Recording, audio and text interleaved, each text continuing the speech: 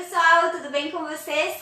Eu vou direto ao ponto porque a gente tá cheio de coisa pra ver e é claro, a gente vai continuar falando sobre beleza e sobre os padrões estéticos impostos por ela. Existe por aí muitos questionamentos quanto aos padrões da sociedade. Muito embora alguém pense que as questões de beleza são presentes apenas no mundo feminino, se enganou. Porque a pressão quanto ao comportamento estético é também do universo masculino. Bom, vocês já sabem, o termo padrão de beleza, ele carrega a marca de ter uma ideia de que existe um modelo ideal. Agora, o que a gente precisa ficar sabendo é que as mais variadas formas já tiveram no período da história o seu momento de glória ou de ruína. Vamos começar indo lá para a pré-história. Eu quero mostrar para vocês essa moça aqui. Ela é a Vênus paleolítica. Durante muito tempo, a procrastinação... Durante muito tempo, a procriação era o foco da beleza humana. Os corpos generosos e mais cheinhos eram considerados os mais propícios para ter filhos. Por quê? Eles eram corpos que simbolizavam alguém que se alimentava bem e que poderia ter força para nutrir uma criança. Logo, os primeiros padrões de beleza que perseguiam esse ideal de fertilidade foi considerado esse tipo de corpo.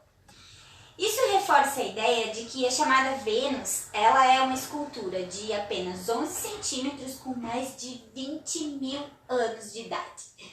Talvez seja ela a modelo de beleza feminina primordial e ela pode ter inclusive ter sido usada para rituais de fertilidade. Já 1200 anos antes de Cristo apareceram as primeiras academias. A educação física ela era um pilar na formação dos homens gregos. Como a guerra fazia parte daquela cultura da época, os gregos eram treinados desde pequenininhos. Os meninos ainda frequentavam os chamados ginásios. Sim, ginásio. Que eram esses complexos esportivos. Lá eles tinham formação tanto física quanto intelectual. O treinamento, claro, transformava eles em bons soldados e também em competidores de jogos ao público. Agora vamos viajar lá para o Egito Antigo, aproximadamente 1060 anos antes de Cristo. O padrão aqui é sobre as mulheres. Elas deveriam ter os cabelos muito longos, um rosto simétrico, ou seja, com um lado igual ao outro, um corpo magro, alto e cintura fina. E também os ombros tinham que ser bem estreitos. Isso a gente vê observando os hieróglifos, que são esses desenhos aí da parede que formam essa linha de localização no tempo da beleza lá no Egito. Vamos voltar um pouquinho para a Grécia agora, 500 anos, de 500 a 300 anos antes de Cristo.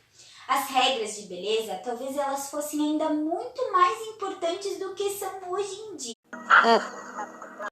Haviam concursos de beleza e eles eram realizados assim nos centros de treinamento onde aconteciam as Olimpíadas, porque sim, nessa época elas já aconteciam.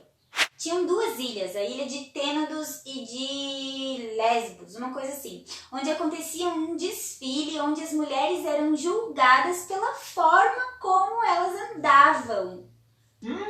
Isso te lembra alguma coisa? E os homens, eles tinham que ter abdômen rasgado, cintura bem fina e tinham que ter o arquétipo do guerreiro. As mulheres nessa época sim podiam ser mais cheinhas e as ruivas tinham vantagens, eram consideradas mais bonitas. E era bom, elas tinham que aproveitar, porque na Idade Média uma mulher ruiva era queimada só por ser ruiva mesmo. Bom, importante dizer que para os gregos a beleza ela era como se fosse um sinônimo de bênção dos deuses. A pessoa era muito abençoada e quanto mais bonita ela fosse por fora, entendia-se que ela também era bonita por dentro. E talvez isso significava que ela fosse uma boa pessoa. Isso porque eram consideradas como pessoas amadas pelos deuses. que foram presenteadas com a beleza.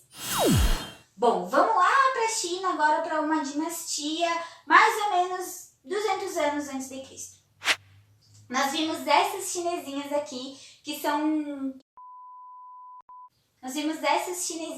têm os pés pobrezinhos bem deformados. Na época da dinastia Tang na China, surgiu o hábito grotesco de amarrar os pés das meninas a partir dos 4 anos de idade. Isso para que eles não crescessem, porque as mulheres consideradas bonitas mesmo eram aquelas que tinham o pé bem pequenininho. Elas eram consideradas mais atraentes e podiam ter mais chances de um casamento melhor. Eu calço 33, gente. Isso não serve pra nada mais, na verdade.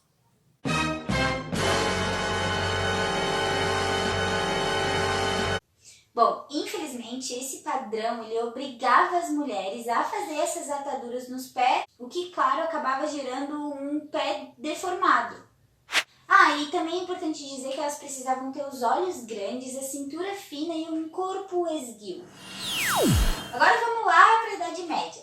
Na Idade Média, a testa grande era um sinônimo de beleza. Esse aí é um retrato da Ana Bolena. No século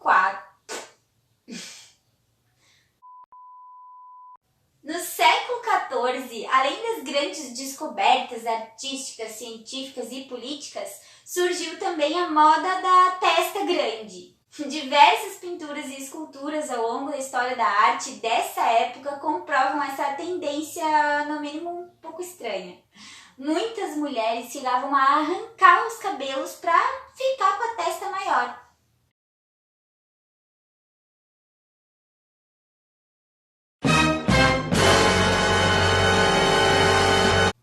E óbvio que muitas vezes isso acabava resultando em cicatrizes e queimaduras, coisas horrorosas. Bom, e também é importante dizer que nessa época os cuidados assim com o corpo, de tomar banho, eles eram considerados pecaminosos.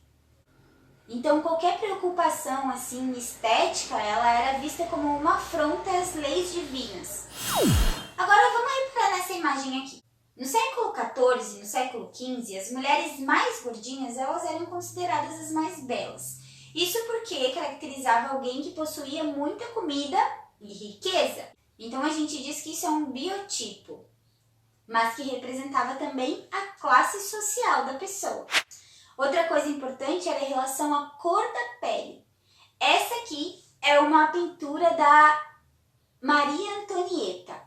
Ao contrário da atualidade, onde uma pele assim bronzeada é considerada bonita, naquela época não.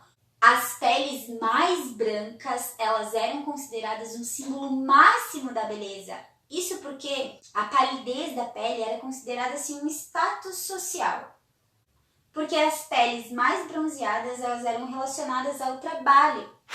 Havia mulheres que chegavam a se cortar para que perdessem sangue e ficassem com aquela palidez ainda maior.